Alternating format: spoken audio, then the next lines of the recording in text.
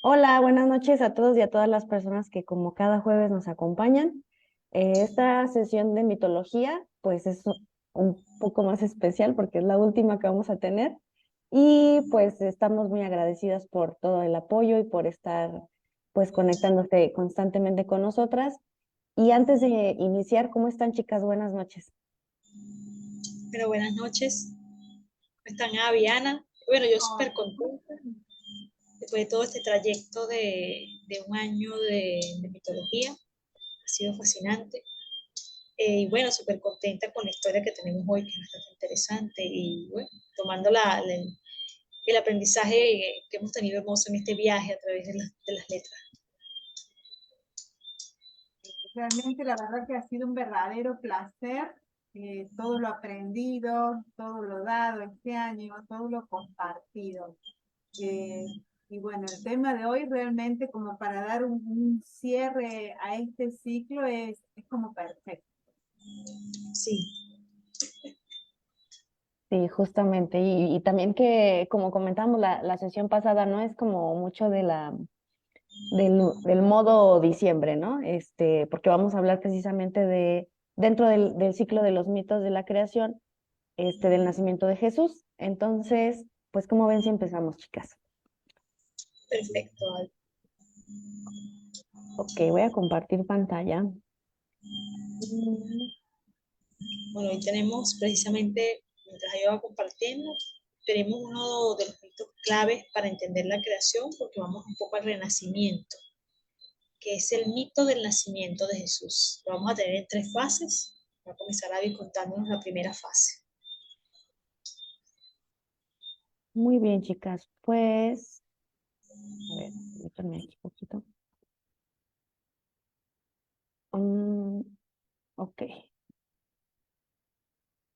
Bueno, para comenzar, como se habrán podido dar cuenta en la descripción del video, em, nos vamos a apoyar de, de una escritora que tiene como una dinámica muy interesante para meditar, que es María Valtorta, que hace como esta meditación en donde nos comparte Sol, que pues básicamente como en un ejercicio de imaginación activa, ella vive como si estuviera en el escenario de el mito o de la historia que esté como narrándose, ¿no? Entonces, en este caso, nos basamos en el ejercicio que hizo ella, que está escrito en un libro, está en un audiolibro en YouTube, y es bien interesante, ¿no? Pero también para, pues, tener como esa fidelidad también a lo que está, pues, escrito en la Biblia, en esta parte que es la Anunciación, que es la primera parte, como decía Sole, también me apoyé, ¿no? Como de los pasajes bíblicos de San Lucas 1, del capítulo 1, de algunos pasajes, y de San Mateo. Entonces, bueno, voy a comenzar a leer, ay, perdón, me equivoqué. Ah, no, sí, San Lucas 1 es primero. Bueno, como tal, en la Biblia se narra de la siguiente forma. San Lucas capítulo 1. El ángel Gabriel anuncia el nacimiento del San Juan, el precursor y de Jesús. Visita a Nuestra Señora a Santa Isabel, cántico de la Virgen, cántico de Zacarías. Ya que muchos han emprendido a ordenar la narración de los sucesos que se han cumplido entre nosotros, conforme nos los tienen referidos aquellos mismos que desde su principio han sido testigos de vista y ministros de la palabra evangélica. Me pareció también a mí, después de haberme informado de todo exactamente desde su primer origen, escribírtelos por su orden, oh dignísimo Teófilo, a fin de que conozcas la verdad de lo que se te ha enseñado. Siendo Herodes rey de Judea, hubo un sacerdote llamado Zacarías, de la familia sacerdotal de Abia, una de aquellas que servían por turno en el templo, cuya mujer llamada Isabel era igualmente del linaje de Aarón. Ambos eran justos a los ojos de Dios, guardando como guardaban todos los mandamientos y leyes del Señor irreprensiblemente. Y no tenían hijos porque Isabel era estéril y ambos de avanzada edad. Sucedió pues que sirviendo él las funciones del sacerdocio en orden al culto divino por su turno, que era el de Abia, le cupo en suerte. Según el estilo que había entre los sacerdotes, entrar en el templo del Señor o lugar llamado santo, a ofrecer el incienso, y todo el concurso del pueblo estaba orando de la parte de afuera en el atrio durante la oblación del incienso. Entonces se le apareció a Zacarías un ángel del Señor, puesto en pie a la derecha del altar del incienso, con cuya vista se estremeció Zacarías y quedó sobrecogido de espanto. Mas el ángel le dijo: no temas, Zacarías, pues tu oración ha sido bien despechada. Tú verás al Mesías, y tu mujer Isabel te parirá un hijo, que será su precursor, a quien pondrás por nombre Juan, el cual será para ti objeto de gozo y de júbilo, y muchos se regocijarán en su nacimiento, porque ha de ser grande en la presencia del Señor. No beberá vino ni cosa que pueda embriagar, y será lleno del Espíritu Santo ya desde el seno de su madre. Esta parte me pareció como importante compartirla, solo como a manera de contexto, ¿no? Pero ya como tal, como aterrizándolo en la historia del nacimiento de Jesús, como de esta anunciación que le hace el arcángel Miguel a María. Bueno, ok. Estando ya Isabel en su 6º mes, envió Dios al ángel Gabriel a Nazaret, ciudad de Galilea, a una virgen desposada con cierto varón de la casa de David, llamado José, y el nombre de la virgen era María. Y habiendo entrado el ángel a donde ella estaba, le dijo: Dios te salve, oh llena de gracia, el Señor es contigo, bendita tú eres entre todas las mujeres. Al oír tales palabras, la virgen se turbó y se puso a considerar qué significaría una tal salutación. Mas el ángel le dijo: oh María, no temas, porque has hallado gracia en los ojos de Dios. Sábete que has de concebir en tu seno y parirás un hijo, a quien pondrás por nombre Jesús. Este será grande y será llamado Hijo del Altísimo, al cual el Señor Dios dará el trono de su padre David, y reinará en la casa de Jacob eternamente, y su reino no tendrá fin. Pero María dijo al ángel: ¿cómo ha de ser eso? Pues yo no conozco ni jamás conoceré varón alguno. El ángel en respuesta le dijo: el Espíritu Santo descenderá sobre ti, y la virtud del Altísimo te cubrirá con su sombra o fecundará, por cuya causa el fruto santo que de ti nacerá se llamará Hijo de Dios. Y ahí tienes a tu parienta Isabel, que en su vejez ha concebido también un hijo, y la que se llamaba estéril hoy cuenta ya el 6º mes, porque para Dios nada es imposible. Entonces dijo María: he aquí la esclava del Señor, hágase en mí según tu palabra. Y enseguida el ángel desapareciendo se retiró de su presencia. Por aquellos días partió María y se fue apresuradamente a las montañas de Judea, a una ciudad de la tribu de Judá. Y habiendo entrado en la casa de Zacarías, saludó a Isabel. Lo mismo fue oír Isabel la salutación de María, que la criatura o el niño Juan dio saltos de placer en su vientre, e Isabel se sintió llena del Espíritu Santo. Y exclamando en voz alta, dijo a María: bendita tú eres entre todas las mujeres, y bendito es el fruto de tu vientre. Y bueno, eso como la parte de esta parte de María. En la parte de San Lucas, según la parte del libro de San Mateo, la anunciación para José fue distinta, un poquito distinta. Este es San Mateo capítulo 1, versículo 18. Pero el nacimiento de Cristo fue de esta manera: estando desposada su madre María con José, sin que antes hubiesen estado juntos, se halló que había concebido en su seno por obra del Espíritu Santo. Mas José, su esposo, siendo como era, justo y no queriendo infamarla, deliberó dejarla secretamente. Estando él en ese pensamiento, he aquí que un ángel del Señor le apareció en sueños, diciendo: José, hijo de David, no tengas recelo en recibir a María tu esposa en tu casa, porque lo que se ha entregado en su vientre es obra del Espíritu Santo. Así que parirá un hijo, a quien pondrás por nombre Jesús, pues él es el que ha de salvar a su pueblo o librarlo de sus pecados. Todo lo cual se hizo en cumplimiento de lo que pronunció el Señor por el profeta, que dice: sabed que una virgen concebirá y parirá un hijo, a quien pondrán por nombre Emmanuel, que traducido significa Dios con nosotros. Con eso José, al despertarse, hizo lo que le mandó el ángel del Señor y recibió a su esposa. y sin haberla conocido o tocado, dio a luz su hijo primogénito y le puso el nombre de Jesús. Y bueno, ese es el contexto inicial, ¿no? Para las aportaciones que hizo el ejercicio de meditación de la autora María Valtorta, hay unas cuestiones ahí bien interesantes, ¿no? Esas las voy a ir como compartiendo así brevemente.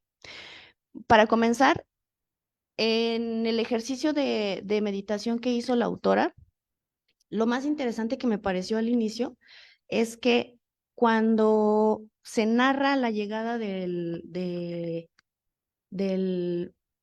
como de su presencia a la casa de María, lo primero que describe es que ve un escenario en donde las cosas son muy ordenadas, ¿no? Que las cosas están en su lugar, que hay bordados, que hay una lámpara, que hay una cortina, que todo está en su sitio. Y justo donde alcanza a ver que se ubica la Virgen es afuera, en una parte donde en esa casa hay un huerto. Entonces, en este huerto se encuentra la Virgen y está como tejiendo un lino, que es una tela muy similar a la seda. Entonces, nada más con ese escenario inicial, nos podemos dar cuenta de cómo a nivel simbólico, en este tema de la mitología de la creación, hay un proceso inicial de incubación que tiene que tener esas características, ¿no? Llega, es un espacio que tiene el orden necesario, no porque no esté desarreglado, sino porque las cosas están en su lugar, donde deben de estar, para que el espacio sea fértil, como la huerta donde se encuentra la Virgen María. Y no nada más se encuentra ahí sentada, ¿no? Sino que en esta imagen que tiene la autora, Valtorta, María está tejiendo un lino y después empieza a cantar, que es esta parte también del cántico. Estas dos actividades son bien interesantes porque el hecho de estar haciendo un lino, yo no sé si han visto, por ejemplo, videos donde están haciendo el proceso de la seda, que es una cosa pero súper delicada y súper fina y es un proceso muy minucioso y de mucha conciencia, no es una mano de obra, es humano, o sea, eso es algo que no se puede hacer con una máquina, ¿no? O algo así, tiene que pasar por un proceso, entonces se vuelve una labor a conciencia, la que está haciendo María, y se está dando en un ambiente fértil porque está en una huerta, no está dentro de esa, recámara, ¿no? Que tendrá ese orden, pero María está tejiendo a conciencia, esa labor de conciencia en un ambiente fértil. Y también lo describe la autora como pacífico. Entonces ahí empieza a cantar. Y esta parte del canto, con respecto, por ejemplo, a la oración, pues es un ejercicio de invocación, ¿no? También en el audiolibro que escuchaba de María Valtorta, la sugerencia que había por ahí en un comentario era, antes de escuchar el audio, les sugiero que escuchen o que recen el Ave María, porque cuando se elabora ese rezo, que es el que mencionaba ahorita en el pasaje bíblico, bueno, todos conocemos el Ave María, ¿no? Se hace conciencia de las palabras que se están diciendo.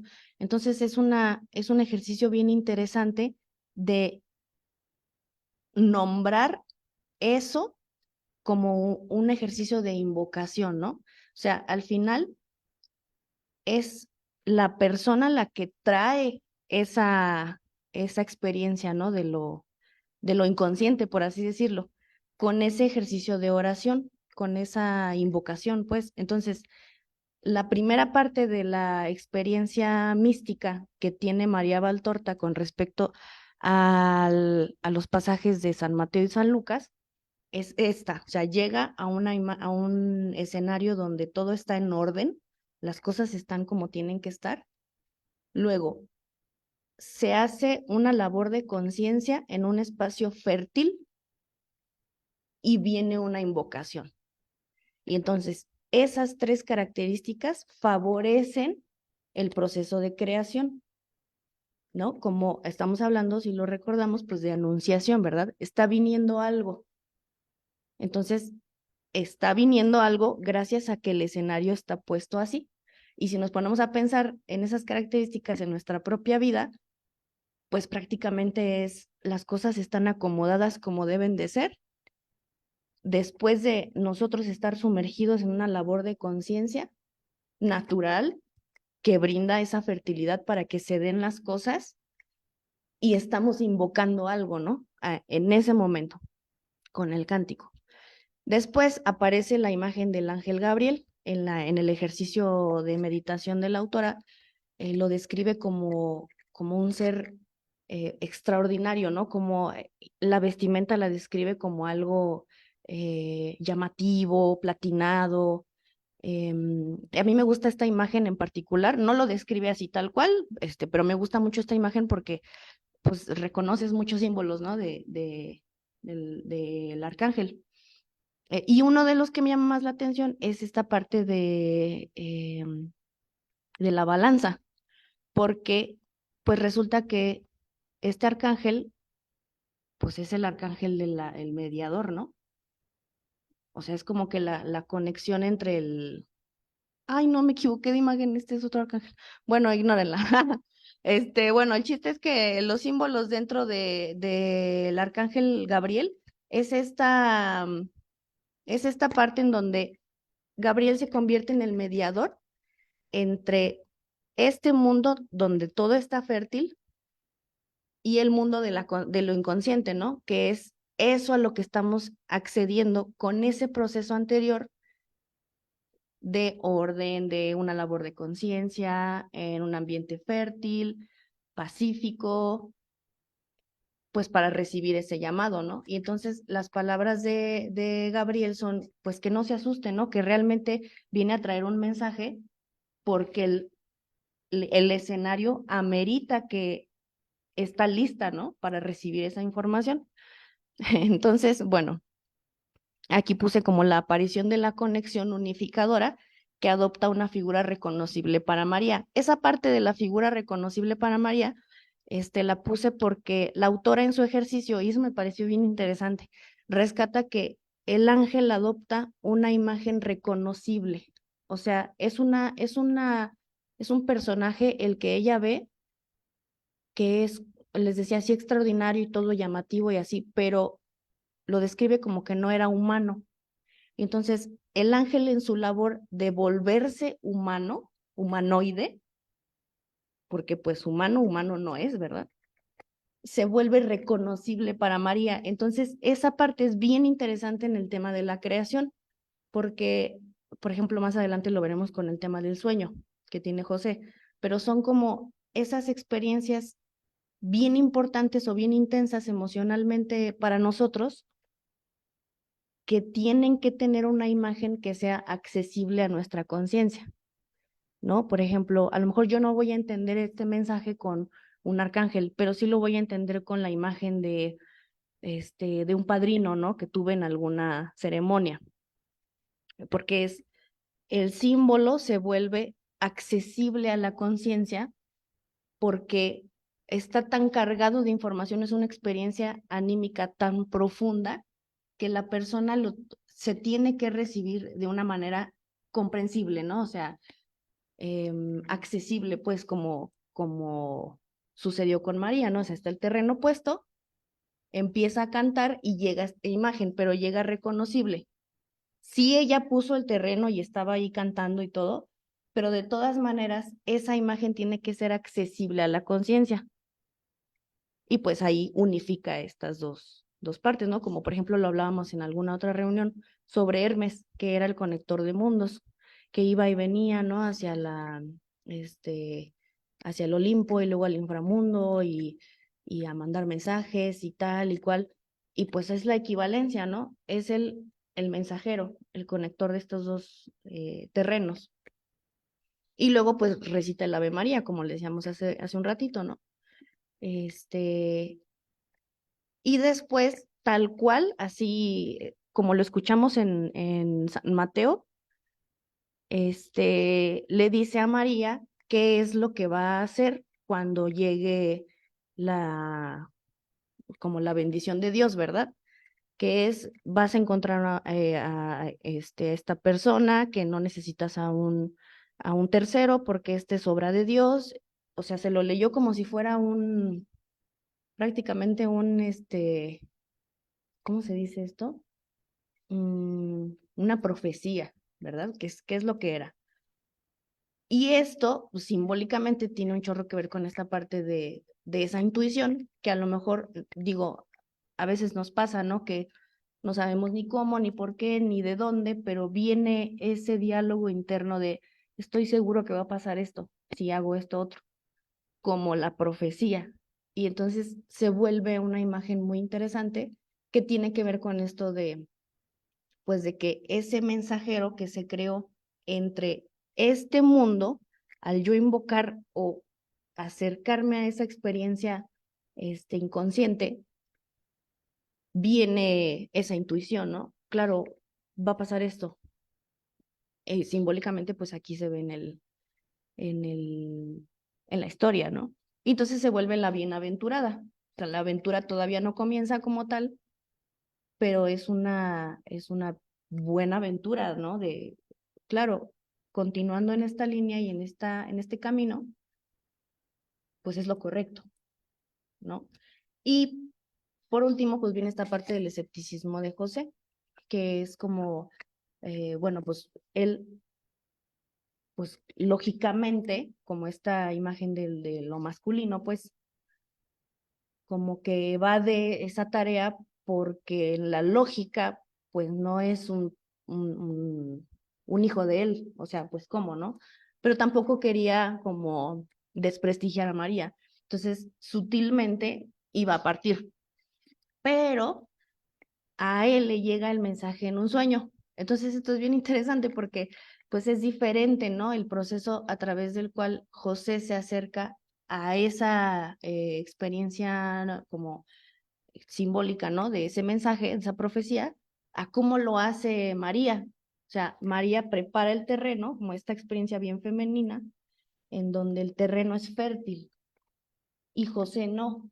José es más lógico, es más concreto, más estructurado, incluso aquí en la Biblia lo comentaba como más justo, este, pues sí, ¿no? En esa estructura, pero viene el sueño y entonces se entrega la fe, como esa experiencia como más masculina de acción, o sea, de si no me voy para allá para evitar esta situación con María, pero me quedo a conciencia de que en un sueño vino este mensaje de que era lo que tenía que hacer. Este, y pues bueno, esta parte de la anunciación, pues decidí como resumirlo un poco en esto, entre lo que viene en la Biblia y también entre el ejercicio de María Valtorta, porque me pareció impresionante así como lo retrató, ¿no? En su ejercicio. Entonces, bueno, esta fue la primera parte, que fue la anunciación, y voy a dejar de compartir. Y bueno, voy a... Mm, listo. Y qué importante eso que dijiste, Abby, ¿no? Como que todo está correcto, como que todo está sembrado y está en el punto justo, como así, como diciendo en el punto caramelo, para que, bueno, se venga lo que se vino, un nacimiento, ¿no es cierto? Así Sí, que allá vamos. Ujú. bellísimo. Es María, María siempre estuvo lista. Eso me encantó también ese detalle. O sea, ella tenía todo listo. José en el Logos, al Ánimos, sí le costaba, pero María siempre estuvo lista. Qué hermosura. Exacto. Ujú. Vamos con Ana, que nos va a contar la segunda parte de esta hermosa historia.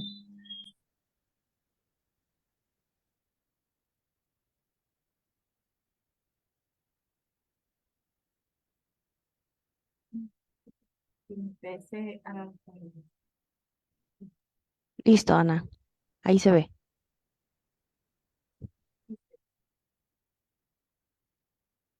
La verdad que bellísima.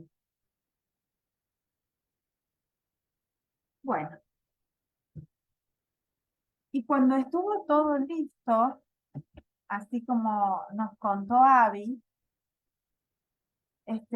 con la historia continúa así. Por causa de un edicto del rey para hacer un censo, María y José viajaron a la tierra de Belén para cumplir con ese edicto. María ya tenía muy avanzado su embarazo y aún así viajaron por varios días en un burro hasta llegar a su destino. Pero no pudieron encontrar ni un solo lugar para poder pasar la noche, pues todo estaba ya ocupado. Viendo que María estaba por dar a luz en cualquier momento, el dueño de una posada les ofreció quedarse en un establo. María y José entraron en aquel establo en donde había animales y juntando paja hicieron un pesebre para descansar el recién nacido niño Jesús. Durante este tiempo, un ángel se apareció a un grupo de pastores que apacentaban sus ovejas en los campos cerca de Belén y les dijo que traía buenas nuevas, pues el Mesías, el Salvador del mundo, había nacido. Los pastores lo dejaron todo para ir en busca del bebé, ya que el ángel les dijo que lo encontrarían durmiendo en un pesebre. Bueno, y aquí nos cuenta que ha pasado. Esperen un momentito que deje de compartir sin querer.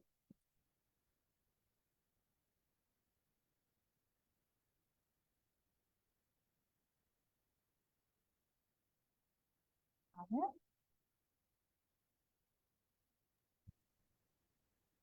Ana. Ah, listo. Sí, Ahí, sí. ahí se ve. Dice que se pone negro cuando comparto. No, pero aquí se ve, nosotros lo vemos. Sí, nosotros ¿Ustedes sí lo lo vemos. ven? ¿Soy yo la que no lo veo? Bueno. Bueno, les voy diciendo entonces, les voy preguntando. Bueno, dice que una tradición que se recoge en muchos documentos, dice que esta cuestión de Belén y del nacimiento fue introducida por San Francisco de Asís, en el caso de España, y bueno, en el caso de España principalmente, el Belén es como que llegó de las manos de esta orden franciscana del siglo XV. El pesebre, dentro del pesebre, se encuentra el niño Jesús, se encuentra la Virgen, San José, junto con una mula y un buey, como representación de posible lugar donde nació Jesús hace, convengamos que cientos de años, ¿no es cierto?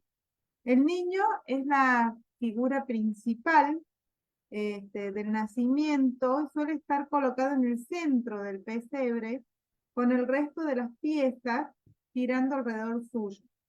Normalmente a la izquierda del niño se coloca la Virgen, el buey detrás y a la derecha San José, con la mula detrás.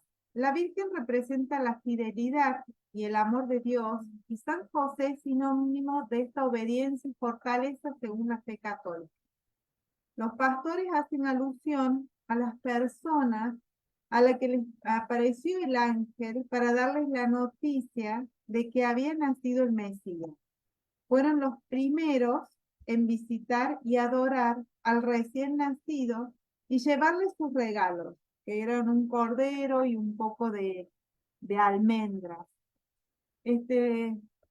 Voy a pasar, ustedes me dicen si se ven. Aquí tenemos. Sí se ve, Ana. Ahí está. Ahí volvimos a la normalidad. ¿Lo ves? Bueno, los ¿Ves el...? contenidos. ¿Cómo? No, Los estaba preguntando si lo veía. Bien. Lo que pasa es que no lo veía yo en mi compu, entonces no, como que no sabía si estaba compartiendo o no. Los contenidos que se pueden verificar dentro de lo que llamamos así inconsciente, se refiere como a dos categorías, una individual y otra colectiva. Estos contenidos se desarrollan en las líneas de lo que Jung va a denominar complejos de carga afectiva, es decir, que son susceptibles de no ser comprendidos dentro de las relaciones internas del ser humano, que de una u otra forma va a exteriorizar y los hace conscientes para afinarlos con los respectivos contenidos de la conciencia de otros individuos. Y esto va también un poco para comprender qué es lo que siente así la humanidad con este nacimiento, qué es lo que realmente están haciendo. Cuando se establece esta correlación interconsciente es cuando se da este fenómeno del arquetipo. Cuando hablamos de religión, no hacemos otra cosa que adentrarnos en un aspecto profundo de la existencia humana y de su misma esencia. La experiencia trascendente dentro de la religión es una forma diferente de la visión acerca del símbolo que ya se encuentra vivo dentro de estas elaboraciones de carácter mítico. Dios como luz primigenia está por encima de la dualidad radical de luz y oscuridad. Tenemos en todos los mitos esta cuestión de luz y oscuridad, esta cuestión de caos y de orden. En el Génesis, la luz y la oscuridad no tienen en un primer acercamiento una carga valorativa importante, ambas como que son principios constitutivos de esta materia primordial que es el mandato bíblico. Esta realidad separada de la materia da a la luz de Dios un carácter arquetípico y un principio fundamental de ese orden cósmico y base para la acción creadora de Dios que va a dar forma a lo que no tiene forma. Con su luz transforma el caos e ilumina la naturaleza de la materia con su propia impronta de realidad vivificadora, con su espíritu. Con todo, lo penetra, da ese aliento primero para que el hombre sea, así como la luz penetra a la oscuridad. Dios transforma el ser interior en toda esa naturaleza y le confiere el sentido y la convierte en bondad. Este sentido, la luz se relaciona también con la vida, que es transformada por el logos,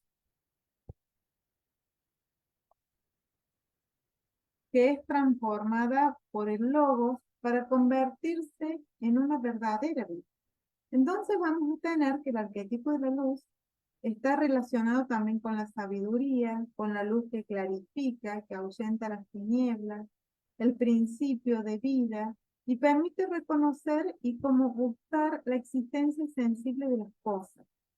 Se va a hacer de esta manera el símbolo central del cristianismo y con toda la riqueza de sus diversos sentidos éticos y místicos.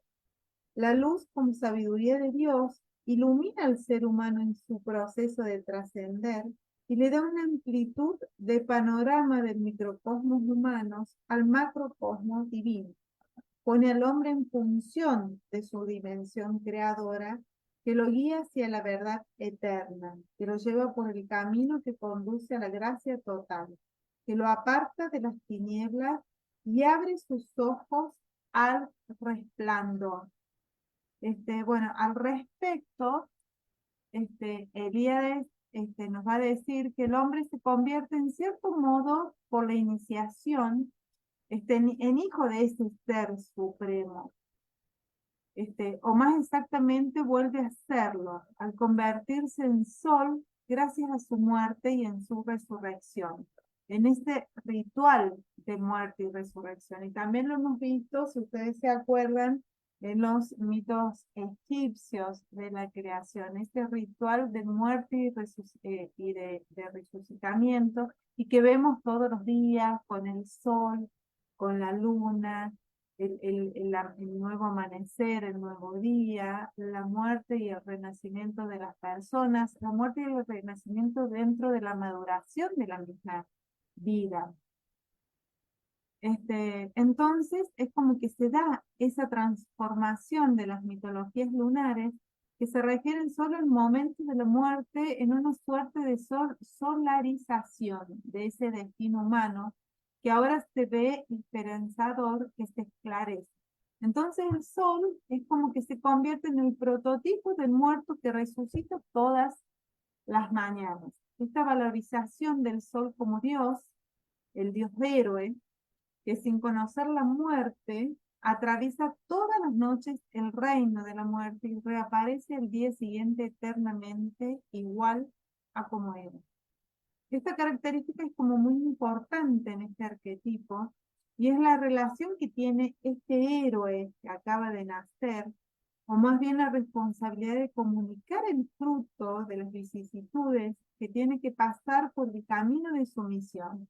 El héroe regresa de su misteriosa aventura con esa fuerza de otorgar dones a sus hermanos. Entonces el héroe guarda como una relación íntima con eso divino, con lo supraterreno. El héroe, el hijo de Dios y un humano. Es símbolo de esa divina imagen creadora y redentora que está escondida dentro de todos nosotros y que solo espera ser reconocida y restituida a la vida. Desde este punto de vista, el descubrimiento del valor simbólico del arquetipo del héroe permite a sus destinatarios la capacidad de entrar en una nueva comunión con la potencia creadora que le dio el origen y hacer así partícipe de su esencia. El efecto de esta aventura del héroe, cuando ha triunfado, es desencadenar y liberar de nuevo el fluir de la vida en el cuerpo del mundo. El héroe como encarnación de Dios es el ombligo del mundo, el centro umbilical a través del cual las energías de la eternidad irrumpen en el tiempo. El héroe se convierte entonces en el vehículo que va a transmitir la vida divina, que es inmortal y que conduce hacia la perfección de su misma esencia. Las características del héroe y la relación del símbolo solar luz, que se relaciona directamente con esta especie de comunicación de las realidades divinas en las esferas de la mutabilidad y fragilidad humana, como nos habló un poquito Abby hace un ratito. El rayo solar que enciende el fuego simboliza esta comunicación de la energía divina al vientre del mundo y es de nuevo el eje que une estas dos ruedas, como el mundo y el sol. Y a través de la puerta del sol la circulación es como continua. Entonces nuestro héroe posibilita que esta relación y transmisión del movimiento iluminador, del dinamismo de la vida eterna, se haga posible y se mantenga. Es así como el héroe salva al mundo, lo renueva, inaugura una nueva etapa que consiste a veces en una nueva organización del universo. El héroe proviene de la divinidad suprema, que es el hijo que puede donar su condición divina en favor del mundo para que éste pueda alcanzar la trascendencia y el regreso a su origen junto al Padre. En la psicología tenemos que la luz significa iluminación, conocimiento y esclarecimiento. El camino para llegar a ser uno mismo es la práctica de esta vida en la luz, ¿sí? En el conocimiento, en el autoconocimiento. El camino para llegar a ser uno mismo es una práctica de la vida en la luz. Cristo es la luz interior que nos ilumina desde adentro y esta luz interior nunca se la puede apagar. Jesús es la luz verdadera que nos ilumina. Este nacimiento es la luz verdadera que hace posible para nosotros la vida verdadera. Por eso es que se dice en el cristianismo que Jesús es luz y que Jesús es vida. Ahora bien, tenemos una familia, ¿sí?, formada, que es José, María y Jesús. La familia como arquetipo es como que sigue siendo un pilar del funcionamiento en prácticamente todas las sociedades del mundo. Es una estructura básica dentro de la cual nacemos, nos educamos, aprendemos, nuestro propio camino a través de esa emancipación de la misma. Dentro de esta familia aprendemos a través de dos polaridades principales, que es la masculina y la femenina.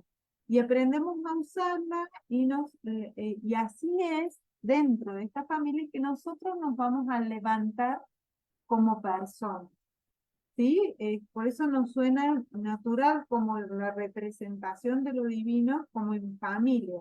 Es algo que nos aparece cercano porque la mayoría de nosotros es como que hemos crecido dentro de uno. Y ahí es como el milagro también de la Santísima Trinidad. ¿Sí? Es esa familia sagrada, la unión de dos para obtener un tercero, para que surja un tercero. Y aparece el arquetipo del padre también en José, ¿sí? Que se manifiesta a través de todas aquellas acciones de polaridades masculinas, un potencial de acción, de sustento, de lucha, de limitación y también de autoridad. José es como habitualmente representado con una vara, que es símbolo de la sabiduría que aplica en bien se puede decir, de un bien común, ¿sí? Y que él comanda en función de unos objetivos previstos. Porque así como dijo Abby, es como que estaba todo maduro y justo para empezar. Y en este caso, como que José mantiene la familia a través de su trabajo y también cediendo al protagonismo de María y de Jesús. Por eso es que se los nombra también como el santo callado o el santo silencioso. Él se mantiene como en un segundo plano, pero siempre apoyando y siempre trabajando para sostenerlos a ambos. En él trabaja para que todo lo que suceda esté dotado de suficiente estructura para mantenerse. Este arquetipo del padre es como el de la madre, se representa tanto por los hombres como por las mujeres, y es, por decirlo de algún modo, la fórmula como energética que va a dar el nacimiento a algo nuevo, ¿sí? Este tipo de polaridad en la que cuando somos niños captamos a través de nuestros padres y empezamos a aplicar eso día a día. Después el arquetipo de María como madre, María, que representa la polaridad femenina, va a sacrificar primero dando a luz, ¿sí? Sacrifica su virginidad y más adelante renunciando al fruto de su vientre, que es su hijo. Ella apoya y nutre todas las decisiones que su hijo toma independientemente de sus consecuencias. Si bien el padre es capaz de limitar, la madre lo va a nutrir, le va a dar calor, va a apoyar y va a dar forma a todo aquello que los hijos en general necesitan. Normalmente la madre, arquetípicamente hablando, es como que sabe sufrir para respaldar una decisión. También dota de sentido, forma y contenido aquellas iniciativas e ideas de los hijos y la familia. María va a representar a la madre que no espera nada a cambio de su hijo. Ella solo da. La propia renuncia a la vida de su hijo es el máximo ejemplo de ese dar incondicional que se representa en el arquetipo de todas las madres, ¿sí? También se la representa como la Virgen María, como Reina de los Cielos o Estela Maris, y tiene una corona con 12 estrellas. Fíjense cómo se va asociando. Las 12 estrellas también se la asocian a los 12 signos zodíacos, que eso nos da también la concepción de madre de la humanidad, no solamente de Jesús. Jesús como arquetipo del hijo, tenemos que el hijo representa aquel proyecto futuro que va a perpetuar los objetivos familiares. Los herederos a menudo simbolizan esa extensión del modo de hacer, la culminación de una empresa o la consolidación del propio proyecto familiar o del proyecto que una familia lleva a cabo. Por sí mismos, los hijos van a representar esta renovación o actualización de los ideales, forma de hacer y de nuevos proyectos basados en la estructura y contenidos previos aportados por las polaridades de los padres, ¿sí? Jesús como personaje, bueno, como que usa ambas cualidades para extender su mensaje de manera independiente. Sus padres le aportaron las cualidades y estructuras necesarias y él lo usó evolucionándolas, ampliándolas y extendiéndolas. Él mismo representa el nacimiento de algo nuevo, una renovación, el tomar una base, la familia, dotada de una estructura, el arquetipo del padre y los valores, el arquetipo de la madre, para renovarla y aportarla a su propio proyecto en relación a eso. Es la representación del ideal del futuro mejor, aquella idea que trabajamos para que nuestros hijos estén mejor con nosotros o que nuestros hijos serán mejores que nosotros y transformarán el mundo. Lo que tenemos aquí es Jesús también, Jesús como hijo, con sus responsabilidades inconscientes, por supuesto, y Jesús como comunicador entre esta parte divina, que es lo espiritual, y esta parte material. Es como que está en el medio entre lo espiritual y lo material, como que concibe las dos cosas en una sola. Después lo tenemos, vamos a tener al padre y a la madre, que suponen los dos arquetipos de polaridad opuestas, que aportan por un lado la estructura y por otro la forma.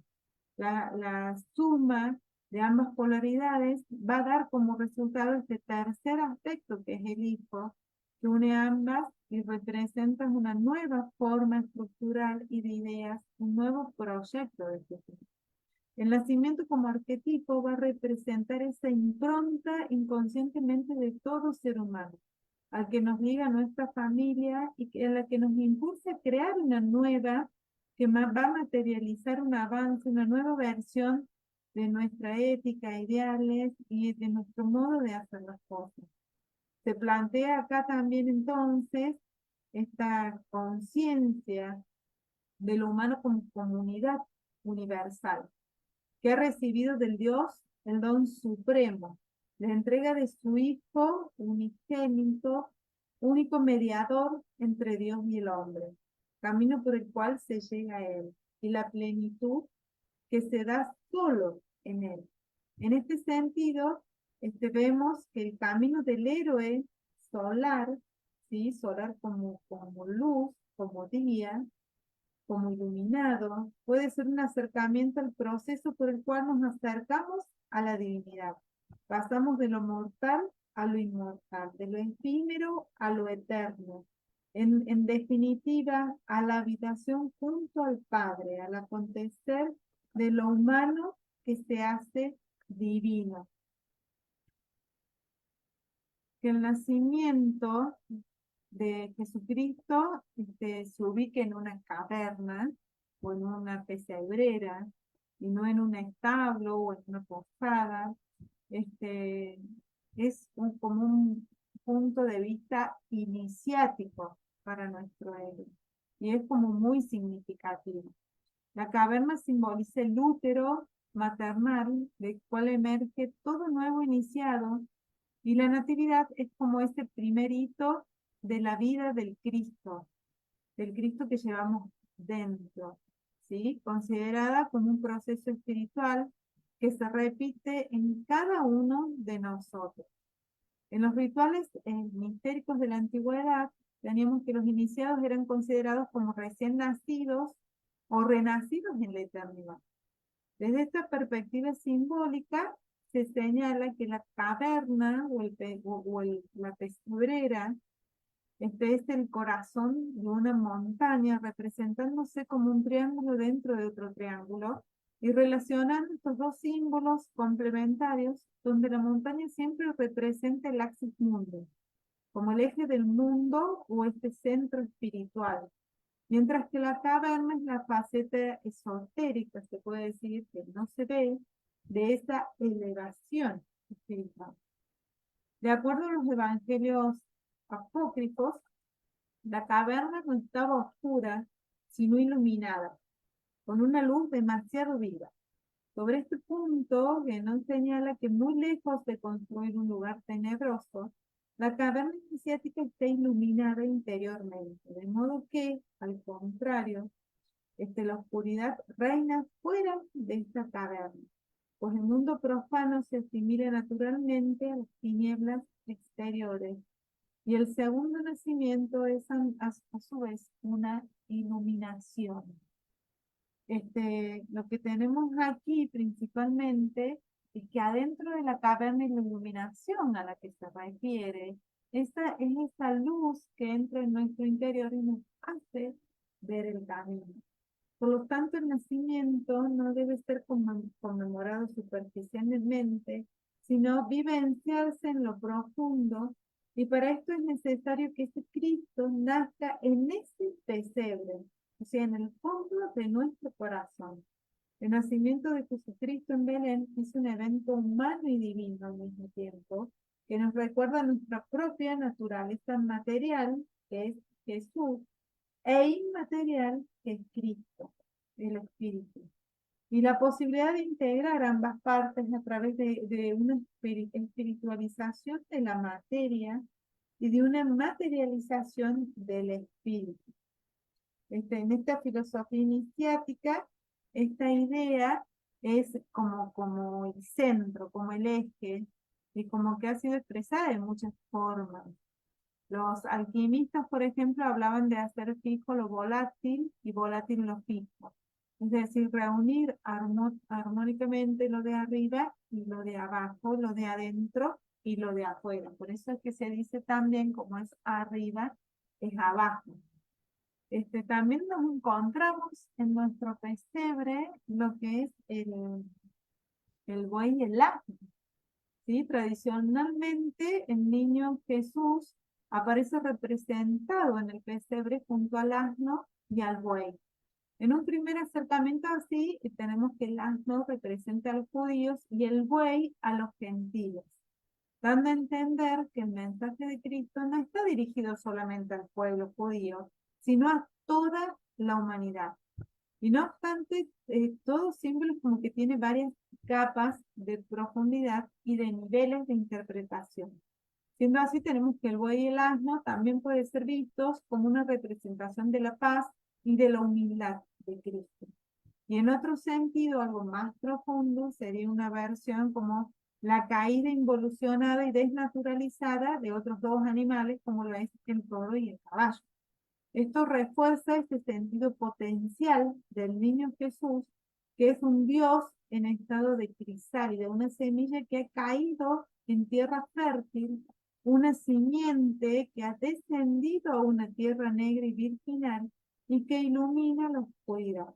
De este modo, aunque degradados el buey y el asno, tienen dentro de sí esa semilla del toro y del caballo. Pero al ser domesticados es como que han olvidado su naturaleza esencial. La mula en el pesebre representa el animal más humilde de la creación. Y el buey mantiene esta misión de mantener caliente con su aliento la cuna del niño Jesús. También hay pastores cerca del niño que han venido hasta este pesebre con sus ovejas y el carnero como jefe del rebaño. Es el que defiende a las ovejas del ataque del lobo, el carnero, ¿no es cierto? Le hace frente y lo derrota.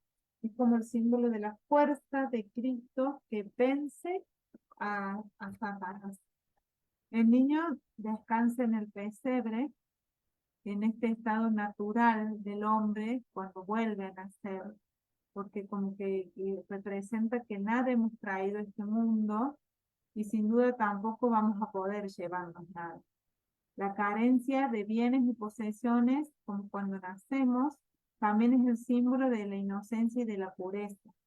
El niño Jesús descansa en esta cuna sobre paja, la Virgen está a su lado adorándolo, José maravillado, mientras el buey y el asno contemplan esa escena.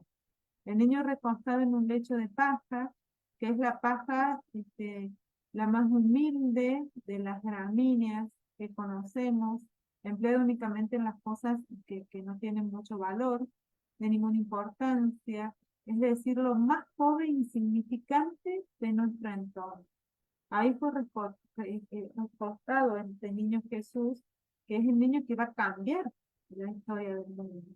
En el pesebre está encerrado el enorme significado de la venida de Jesús al mundo. de su vida y de su muerte en la cruz.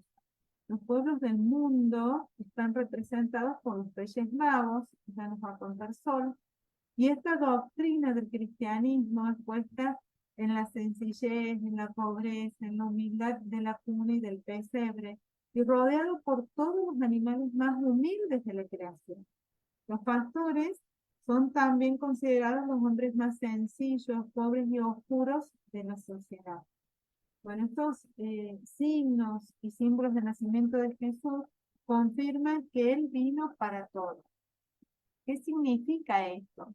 Que todos, o sea, este que vino para todos, es que la divinidad nos llega a todo el mundo y que este camino del héroe, este nuevo nacimiento espiritual, donde unimos espíritu y materia en cada uno de nosotros, todos, absolutamente todo ser humano, está en capacidad de poder hacerlo y de poder lograrlo y de poder lograr esta comunión entre lo divino y lo material, ¿sí? Porque no se concibe lo uno sin lo otro, no se puede concebir lo uno sin lo otro. Entonces, la armonía entre estos dos factores y la divinidad que tenemos dentro es lo que podemos dar, lo que debemos reconocer en este nacimiento. Nace nuestra divinidad, ¿sí? Que somos capaces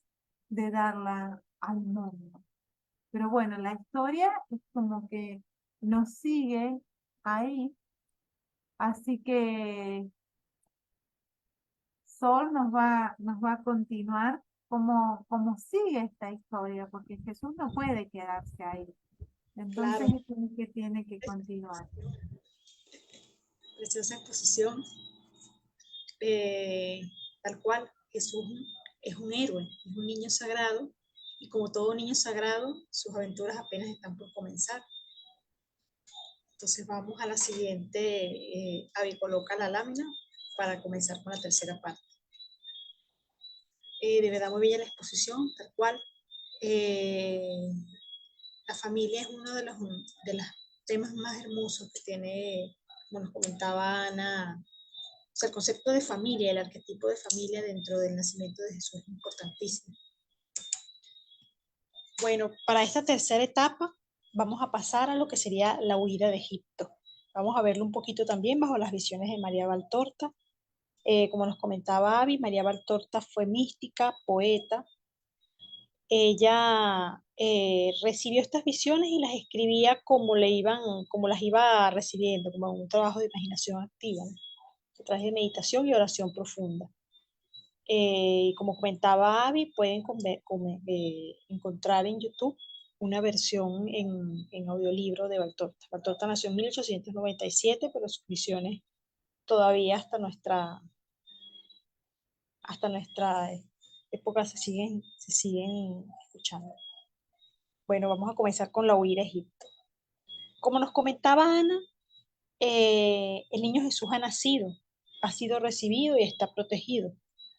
Luego de esta etapa, ya José y María empiezan a cuidar del niño, consiguen un espacio, empiezan a estabilizar la vida de nuevo. Pero una noche, José está durmiendo y recibe un mensaje en sueños. Valtorta nos cuenta que él se sorprende por el mensaje, va y busca a María y la encuentra, en vez de encontrarla dormida, la encuentra orando y velando a los pies de Jesús. Que ya Jesús para este momento tiene alrededor de 9 meses, que era la fecha que decían las profecías en que el niño, en que iba a aparecer más o menos por esa fecha, un niño, el Mesías. José observa a María orando y le pregunta por qué no está durmiendo, y ella le dice que a ella le da paz orar y que está cuidando a su niño. José le dice que deben irse. María se sorprende, no entiende por qué, y él le dice que ha recibido en sueños un mensaje a través de un ángel que le dice que deben huir sin falta a Egipto esa misma noche. María acepta, eh, señala María Valtorta, por cierto, hace las cosas con rapidez y orden.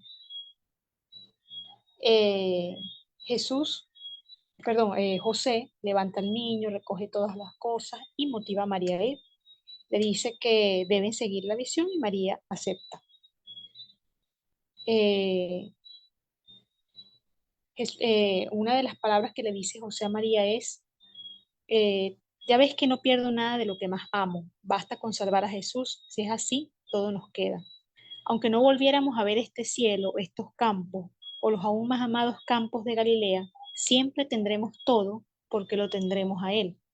Ven, María, que empieza a clarear. Llega el momento de saludar a la huésped y de cargar nuestras cosas. Todo irá bien. María y José suben en un burro y se van camino a Egipto. Vamos a la siguiente lámina. Durante este camino, va a pasar a la siguiente lámina. Durante este camino, eh, pasa a la siguiente, voy a comer el sueño. Van encontrando distintas cosas. En algunas historias se comenta, y lo comenta María Valtorta, que mientras caminaban, algunos animales salvajes se apartaban de ellos y más bien iban como guiándolos, o sea, se iban colocando en puntos indicándole el camino a Egipto. En otras versiones bíblicas hay también, además de animales, hay guías que le van indicando el camino a Egipto a esta joven pareja con el niño. Vamos a la siguiente lámina. Vamos a dejarla allí. Ajá. Una vez que ellos van llegando a Egipto, reciben la visita de 3 reyes que habían venido desde distintos lugares del mundo. Son Melchor, Gaspar y Baltasar. Estos reyes les anuncian a Jesús, María y José que ellos han llegado porque ellos habían hecho cálculos y les había indicado a través de una estrella que el Mesías iba a nacer en un lugar. La estrella ellos creían que estaba hacia Belén, pero cuando llegan a Belén, la estrella se había movido del lugar. Ellos se habían comunicado con el rey de ese momento, que era Herodes, y le habían preguntado por ese Mesías. Y Herodes les había dicho que le avisaran en dónde estaba el Mesías para ir él también a adorar. Los 3 reyes cuentan esta historia a María y José y le traen 3 regalos al niño. Melchor le trae, Melchor, que venía de Grecia, le trae incienso. Gaspar, que venía de Israel, le trae oro. Y Baltasar, que venía de Egipto, le trae mirra. Los 3 reyes magos le dan estos regalos al niño y luego se duermen junto a la familia en Egipto. Allí ellos también son avisados por un sueño que no vuelvan donde Herodes y siguen por otro camino.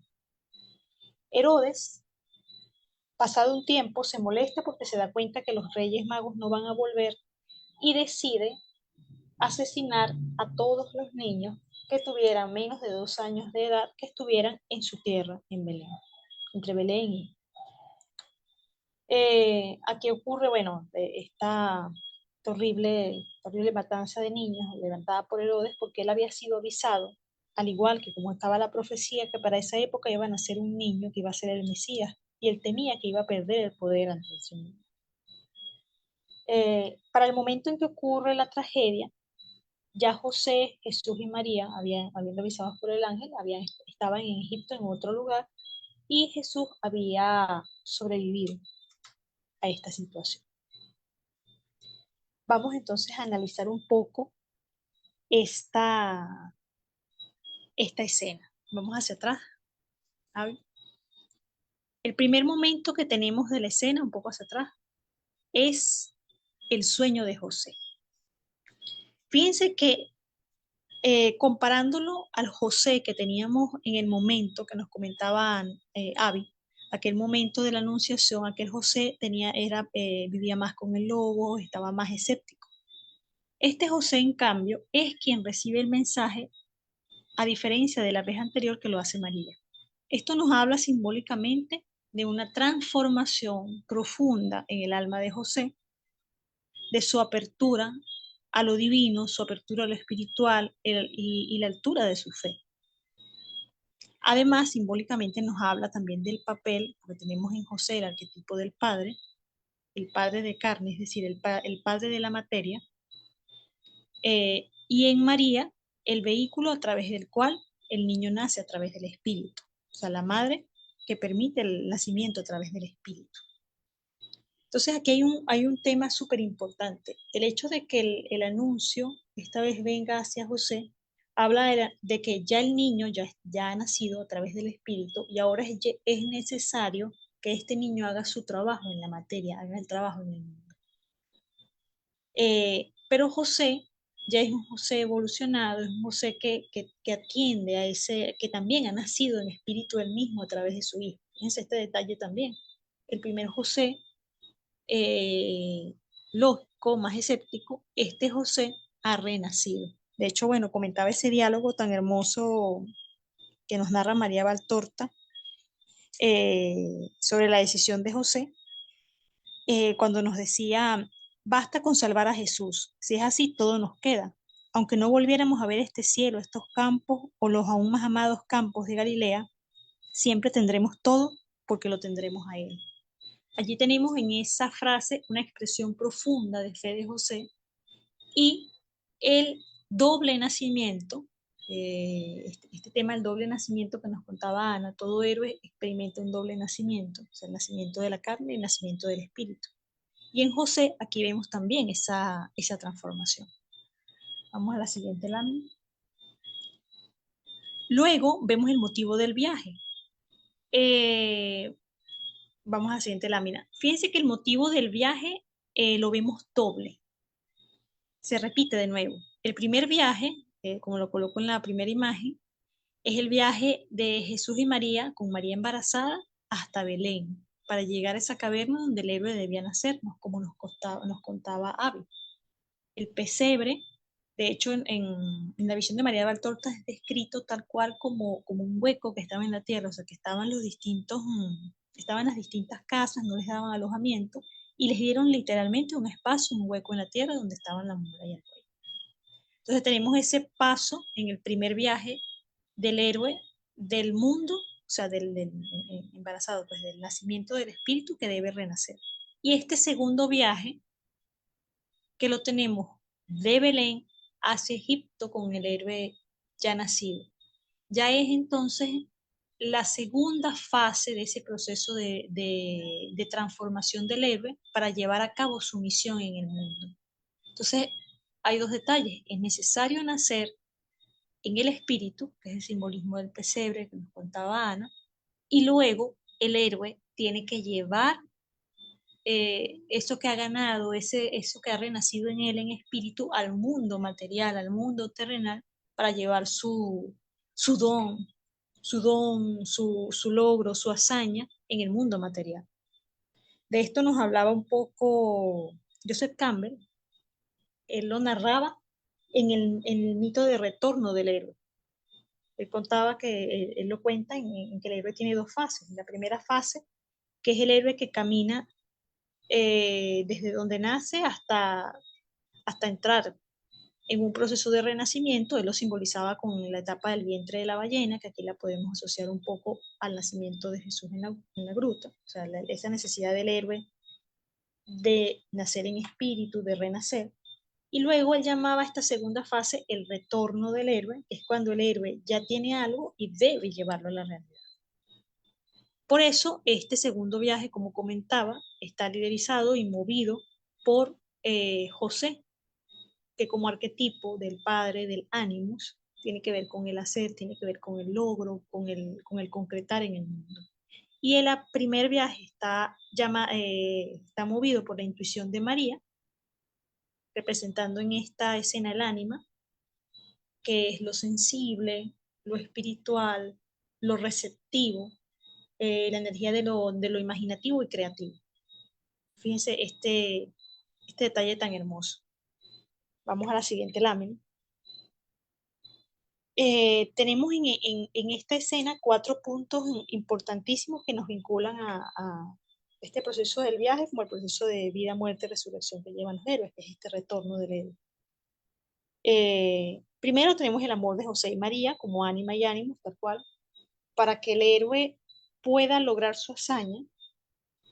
Necesita esa comunicación entre su ánima y su ánimo. En este caso, el ánima de María, como lo contaba Ana, siempre tuvo la primera visión, la idea creativa, pero el ánimos o la energía de José es la que empuja que eso se logre. De hecho, durante lo vemos como en todo el trayecto, él de manera muy noble, de manera amorosa, él la protege, él la cuida, aun cuando el hijo no es carnalmente de él. Entonces tenemos en José un hombre verdaderamente lleno de fe, lleno de espiritualidad y lleno de amor hacia María.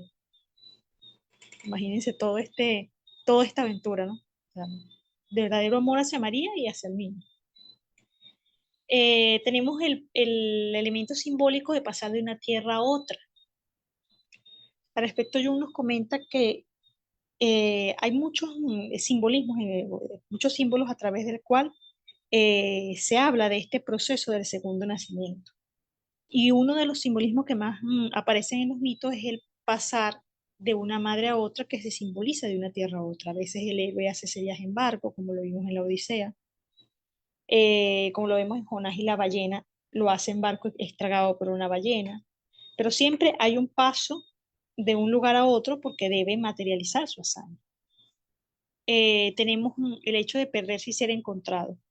Eh, También Jung nos habla en símbolos de transformación sobre que el simbolismo del hecho de la huida, o sea, de huir, de perderse, pero en Jesús lo tenemos, por cierto, en varias etapas de su vida. Esta es la primera, ¿no? Que tiene que pasar primero, huye desde donde está hasta Belén para nacer, luego la segunda, de Belén a Egipto para protegerse, y luego a los 12 años se pierde, se aleja de los padres y dura un tiempo perdido y luego es reencontrado. Fíjense que luego a los 33 tenemos la ida de Jesús hacia el desierto. O sea, Jesús continuamente repite este símbolo de la pérdida, de la huida, del aislamiento, que es un símbolo, como nos comenta Jung, de los procesos de resurrección y transformación que el héroe tiene que tener para encontrarse a sí mismo.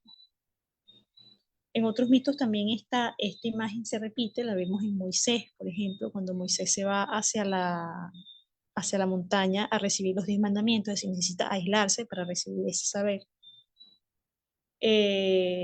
Lo vemos en el Ulises cuando hace la Odisea y el barco se pierde y llega a la tierra de Calipso. En Zeus, en la mitología griega, también lo vemos cuando se pierde y lo cuida Maltea, la cabra. Entonces, este simbolismo es que es necesario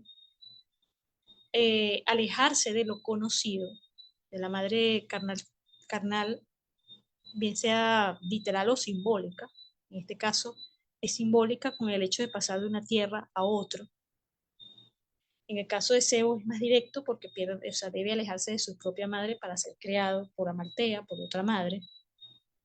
Entonces, esta segunda madre es como el elemento que es necesario para que el héroe aprenda algo más, o realice el trabajo que debe hacer. Vamos a la siguiente lámina.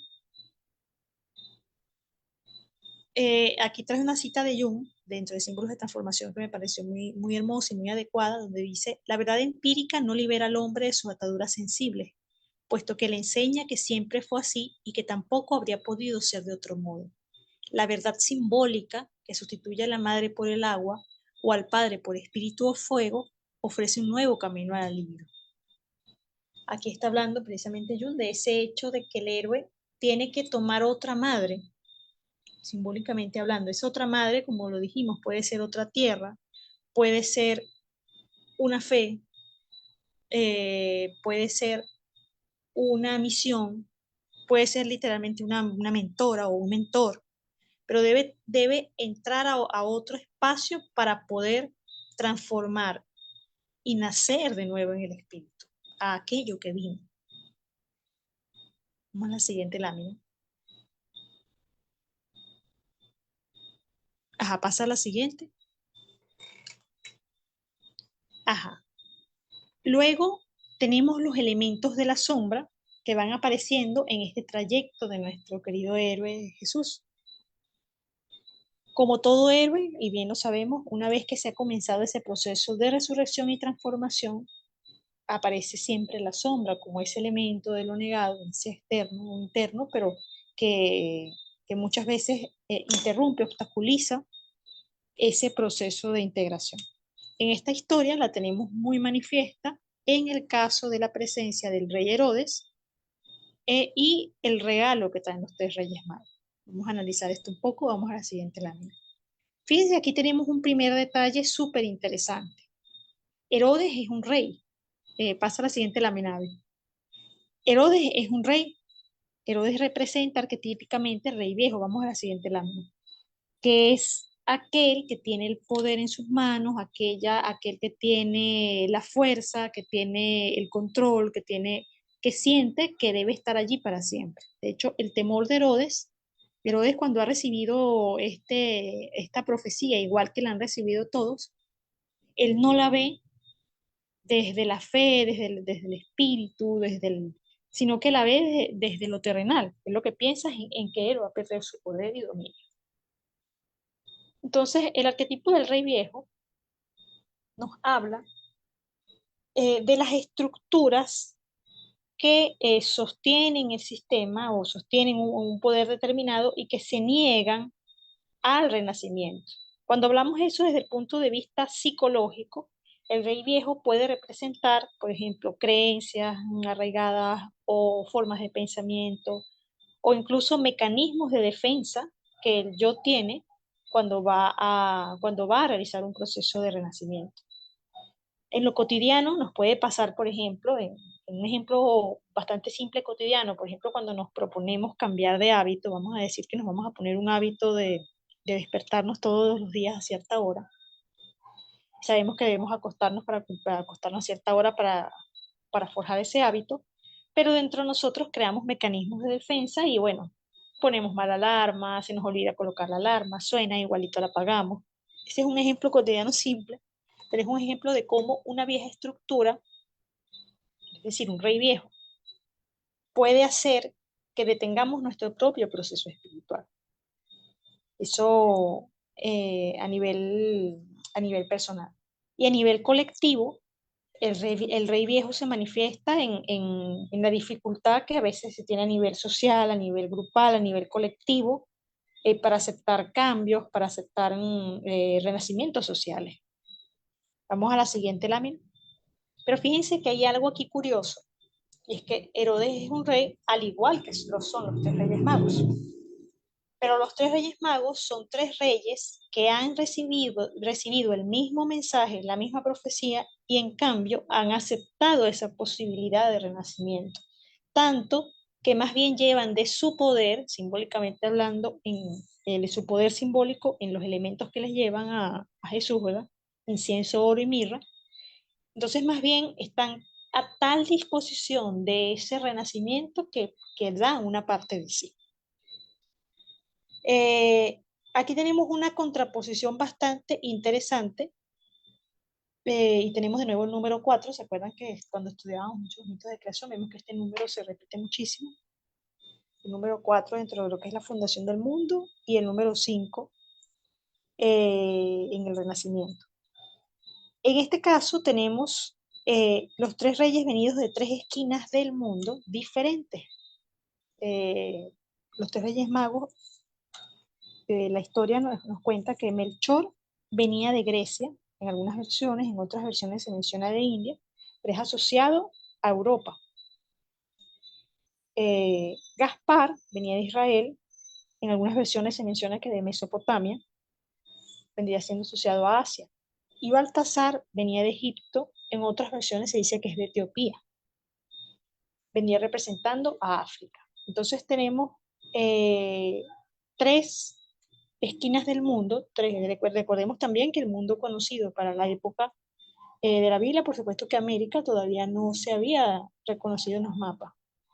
Entonces, el simbolismo de estos tres continentes nos habla es de que Jesús iba a ser importante para el mundo, como de las tres esquinas del mundo, de todos los lugares del mundo, Jesús iba a ser significativo, iba a cambiar el mundo. Ahora, ellos traen a Jesús tres regalos que también son muy simbólicos, importante observarlo. Melchor trae el incienso. El incienso es asociado al sacerdocio, a la espiritualidad y a la fe. Por tanto, es una forma de reconocimiento de Melchor de que el niño iba a ser un ser de luz, un ser espiritual. Por tanto, también el incienso se asocia al Espíritu Santo. Gaspar le da a Jesús el oro. El oro se asocia al señorío, a la realeza, a la condición de rey. Por tanto, era una forma de Gaspar de reconocer que este niño iba a tener poder, que iba a transformar, o sea, que iba a ser alguien significativo en el mundo. Era como reconocer una parte. Darle oro era darle parte de mi poder porque él va a tener ese poder, va a tener esa luz, va a tener además el oro. Sabemos que es un símbolo asociado al sol, asociado al gran Padre, asociado al Padre Dios también. Por lo tanto, tenemos en el oro el simbolismo del Padre. Y finalmente, Baltasar le da mirra. La mirra era un aceite amargo de árbol que es también medicinal. Se usaba como forma de sanación y se usaba también para los entierros y embalsamientos. Entonces la mirra, como símbolo, era una forma de señalar primero la facultad sanadora de cambio, de transformación que Jesús iba a traer al mundo. Y segundo, indicando también el camino de dolor que él iba a tener, como también aceptar dentro de su proceso que ese héroe, este niño tan especial, iba también a tener un proceso de dolor. Por eso el simbolismo de la muerte con la mirra. Además de la muerte como la muerte como símbolo del cierre de un ciclo y de la apertura de un nuevo ciclo que representa a Jesús. María Valtorta narra de manera hermosa esta escena y dice que habla el más viejo de los tres y dice: aquí tienes el oro como conviene un rey, el incienso como es propio de Dios, y para ti, madre, la mirra, porque tu hijo es hombre además de Dios, y beberá de la vida humana su amargura y la ley inevitable de la muerte. Nuestro amor no quisiera decir estas palabras, sino pensar que fuese eterno en su carne, como eterno es en su espíritu. Pero, oh mujer, si nuestras cartas, o mejor dicho, nuestras almas no se equivocan, Él, tu Hijo, es el Salvador, el Mesías de Dios, y por esto deberá salvar la tierra, tomar en sí sus males, uno de los cuales es el castigo de la muerte. Esta mirra es para esa hora, para que los cuerpos que son santos no conozcan la putrefacción y conserven su integridad hasta que resuciten.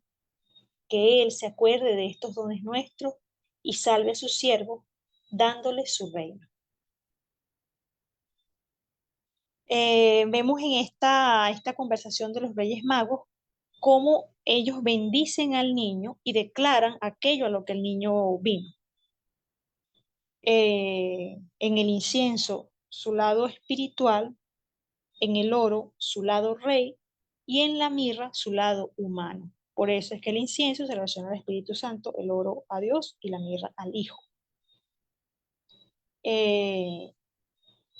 Fíjense que contraponiendo estas tres figuras tenemos a Herodes, ¿verdad? Que ya para este momento, como conté en la historia, se había enterado, estaba molesto y no quería perder el poder que representaría esta función o este mecanismo de defensa a nivel psíquico o a nivel sociológico que no quiere ese cambio. Y dentro del número 4, que lo veníamos analizando que se repite muchísimo en los mitos de creación, ¿se acuerdan cuando lo vimos en los mitos aztecas? Este cuarto elemento que no está de acuerdo viene representando la resistencia al nuevo mundo. Jung analizaba mucho este cuarto elemento a veces con la presencia de la sombra. Pero la sombra a veces pone los obstáculos, por supuesto, porque no quiere ese cambio, pero al mismo tiempo genera o impulsa la transformación del héroe de alguna u otra manera. Entonces, este momento crítico es el que impulsa a José a mover por fe, a cuidar al niño, y luego protegerlo para que se convierta en el Mesías. Vamos a la siguiente lámina. Vamos a la siguiente. Los tres reyes magos tienen un elemento también importantísimo, y es que ellos también han hecho un viaje para encontrar a Jesús. Tenemos también otra vez el simbolismo del viaje. De hecho, en la historia de María Valtorta, ella narra cómo ellos venían de tres lugares distintos. Ellos habían hecho cada uno sus propios cálculos astrológicos, astronómicos, habían estudiado el cielo, las estrellas, y todos habían recibido el mismo mensaje de que una estrella especial iba a aparecer. María Valtorta hace una bella descripción de la estrella, y llama que era una estrella color zafiro brillante, que se posó sobre Belén por un momento cuando el niño nace, y luego se iba a mover hasta llegar al nuevo sitio de Egipto donde los tres reyes magos encuentran al niño. Estos reyes han venido de tres lugares distintos sin conocerse y se han encontrado en la zona del Mar Muerto, describe María Valtorta. Y de allí han ido a ver a Jesús. Dice, caminaron por montes y desiertos, atravesaron valles y ríos hasta que llegaron a Palestina, porque la estrella se movía en esta dirección. Cada uno de puntos diversos de la tierra se había dirigido a igual lugar, se habían encontrado en el Mar Muerto. La voluntad de Dios los había reunido allí y juntos habían continuado el camino, entendiéndose, pese a que cada uno hablaba su lengua y comprendiendo y pudiendo hablar la lengua del país por un milagro del Eterno. Aquí tenemos también el simbolismo ustedes saben que, viéndolo a nivel psicoanalítico, tenemos en los cuatro reyes un simbolismo que podemos asociar a las cuatro funciones psíquicas. De la misma manera que Herodes recibe el mensaje y genera mecanismos de defensa, en este caso, bueno, la matanza de niños fue un mecanismo extremo que usa Herodes para no cambiar. Los tres reyes magos reciben el mismo mensaje, pero ayudan a la transformación del niño. O sea, a nivel psicoanalítico podemos relacionarlo con las funciones auxiliares. Las funciones auxiliares en la psique, bueno, Jung hace todo un análisis de ello. Él habla de que tenemos cuatro funciones principales, que son pensamiento, sentimiento, intuición y sensación. Normalmente tenemos una función que es principal, que es con la que nos sentimos cómodos en la realidad, y hay una función inferior, que es la que queda oculta y que nos cuesta más desarrollar. Las otras funciones quedan como funciones auxiliares que ayudan a desarrollar esa función inferior y a llevarla a la luz. En el caso de los tres reyes magos, tenemos que ellos tienen la misma potencia, el mismo poder que puede tener Herodes, pero ellos fungen como amigos del niño Jesús, es decir, apoyan esa transformación. A nivel psicoanalítico también podríamos relacionarlo un poco con esa parte de nosotros que cuando tenemos una decisión de cambio, de transformación, sí se dispone a ayudarnos a realizar ese cambio. En ese simbolismo, y lo vemos, bueno, hermoso en ese simbolismo de María Valtorta, cuando dice, entendiéndose pese a que cada uno hablaba su lengua, pudiendo hablar la lengua del país por un milagro del Eterno. O sea, que la fe y la voluntad y la decisión que tenían ellos podía más que cualquier barrera, incluso de idioma, que pudiera haberlos detenido. E incluso, bueno, el mismo mandato de Herodes, cualquier tentación que pudieron haber tenido ante Herodes. También aquí tenemos un elemento repetido interesantísimo, que es que ellos también reciben a través de sueños la visión de que se vayan por otro camino. Entonces tenemos también una conexión entre María, José y los tres reyes magos y el anuncio de lo divino. Vamos a la siguiente lámina. Aquí tenemos entonces el proceso del resguardo del Hijo Sagrado, que es uno de los elementos importantísimos que nos va dando esta historia. Vamos a la siguiente lámina. Cuando se ha decidido un proceso de renacimiento y transformación como este, bueno, la sombra ataca. Tenemos el caso, por ejemplo, de la matanza de los niños inocentes, que fue el mecanismo de defensa que actuó en Herodes. Herodes pierde la cabeza, se enloquece completamente y su ansia de poder, de no cambiar, esa tendencia a agarrarse de su poder, hace que actúe de una manera despiadada. Eh, Vamos a la siguiente lámina. Pero a pesar de ello, eh, tenemos la labor de María y José, simbólicamente asociados al ánima y el ánimo en su labor de llevar a cabo esa transformación y proteger aquello que ha nacido. El héroe, una vez que ha nacido, por segunda vez, que ha nacido en espíritu, necesita mantener esa voluntad de su renacimiento. No siempre es fácil, no siempre es fácil el camino del héroe, porque precisamente para que su hazaña se pueda cumplir, el héroe necesita o sea, saber, descubrir cuál es esa hazaña e incluso de luchar con los mecanismos de la sombra interna y externa para poder llevarla a cabo. Entonces, esta escena de la matanza de los niños, eh, a nivel simbólico nos habla de la dura tarea que lleva a veces el héroe para poder lograr su hazaña. También la fragilidad.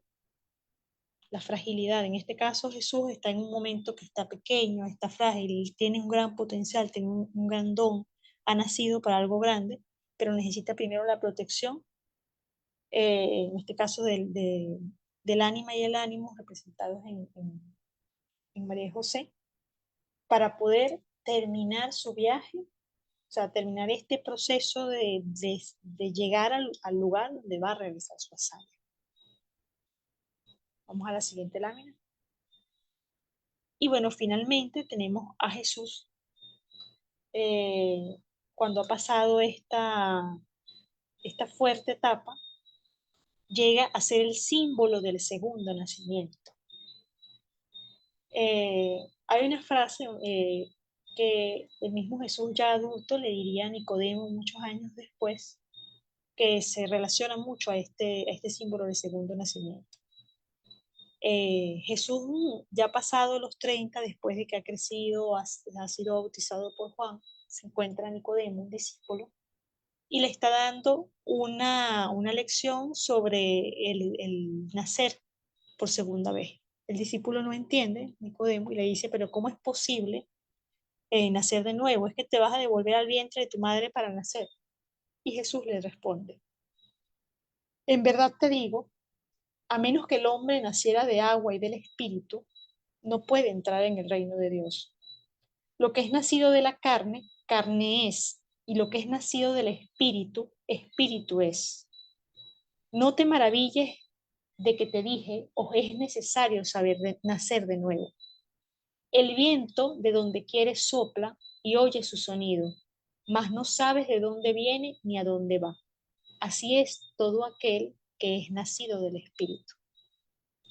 Entonces, en esta frase tan hermosa de Cristo, podemos ver la comprensión profunda que él logra del segundo nacimiento, de este niño que pasó por tantas dificultades, ¿verdad?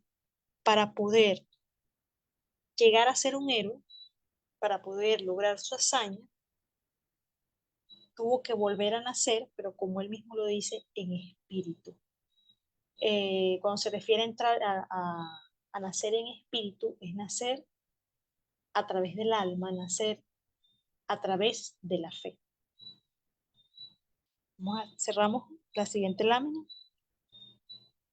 con esta frase de Carl Jung, en Símbolos de Transformación, que también es súper adecuada y nos dice, no pienses carnalmente, de lo contrario eres carne, piensa simbólicamente y entonces eres espíritu.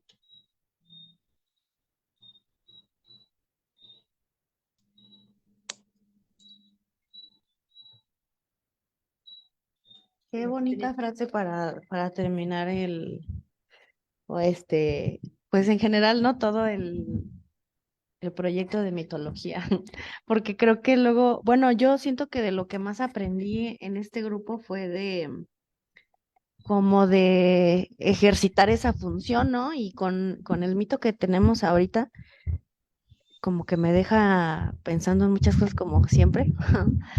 Y no, pues muchas gracias, es muy interesante las partes de las dos chicas. Bueno, excelente, yo disfruté mucho las tres, todo este viaje de Jesús, de verdad súper interesante, como todo lo que él tuvo que pasar pues, para llegar a ser quien fue, es un niño que las vicisitudes, la fe de María, la fe de José, de verdad hermoso. Y bueno, este ciclo de mitología ha sido precioso, me parece que este mito cierra perfectamente este ciclo con esta imagen tan hermosa del pensamiento simbólico. Yo creo que los mitos nos ayudan mucho en general a nacer del espíritu. Tal cual, así es, Sol, como vos decís. Y esta cuestión que dijiste en esta última parte, ¿no? O sea, que hay que cuidar a ese niño para que pueda crecer. O sea, va a ser algo grande, pero en este momento necesita el cuidado. Y es de la misma siembra que nos hablaba Abby cuando queda María, como que está todo listo, como que todo necesita un proceso y una maduración para poder llegar a ese renacimiento nuevo y todo ese tipo de cosas. Realmente muy representativo de la vida, de absolutamente todas las personas, no de una persona en especial, ni de un monje del Tíbet, no, de la persona más común, más común es representativo esta historia de Jesús en este mito tan especial, ¿no es cierto? Que nos toca a todos de cerca. Y bueno, Sí, ¿y sí, qué decir de este ciclo maravilloso que hemos pasado en este año? Con dos genias que me han tocado de compañeras, una más linda que otra. Mm. la Muchas verdad que sí. gracias, chicas. Estuvo muy interesante también porque como que, bueno, es que creo que es parte de lo que todos los mitos comparten, ¿no? Como ese proceso. Y a mí me recordó mucho esto de la incubación, porque precisamente es una de las teorías que propone un autor que habla sobre la creatividad y entonces la primera etapa es la incubación y hay varias etapas y la última pues ya es como el resultado, ¿no? Pero en la parte que me tocó, como que de todas maneras es un ciclo como sin fin. Ese mismo proceso, de una sola etapa se vuelve a repetir y se vuelve a repetir y es parte como por eso es tan importante que es a través de estas imágenes de los mitos o de las palabras, ¿no? Porque me recuerda mucho al principio de las reuniones que hablábamos de las pirámides y de cómo cada cultura necesitaba, a pesar de que en su idioma o con sus imágenes, con sus arquetipos y o sea, sus símbolos, y querían tocar lo mismo, que era una experiencia divina. Y el proceso, pues indiscutiblemente se repite y se repite y se repite. Entonces, es lo que más me parece como bien interesante, ¿no? De esa expresión primaria de la humanidad, o sea, de cuando la persona se hizo ser humano con sus símbolos y con su lenguaje y con esa capacidad pues sí, ¿verdad? Esa función trascendental de tocar con esos contenidos. Y no, pues muchas gracias, chicas, por esta experiencia tan bonita. Sí, era súper hermoso cómo es necesario comprenderlo, porque se va a vivir muchas veces, se vive, se va a vivir. Sí.